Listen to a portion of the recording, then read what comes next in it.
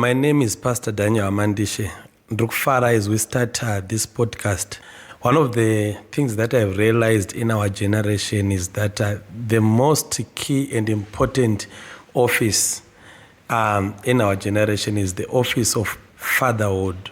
Fatherhood, it's a calling because God has called all men to be fathers.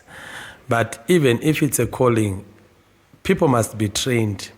Fatherhood, it's a critical office yekuti vanhu vakaziva kuti every man akaziva kuti he has been called by God to be a father. Our community and our society inova free from a lot of things.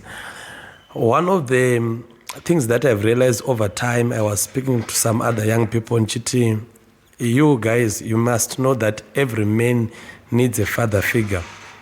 And ndakarodzwa with one guy, akanti, Pastor, I don't have a father. I don't even know my father. Saka, I don't have someone to guide me.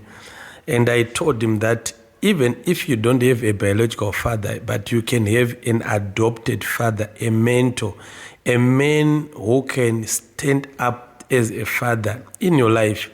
In every man, there is a generation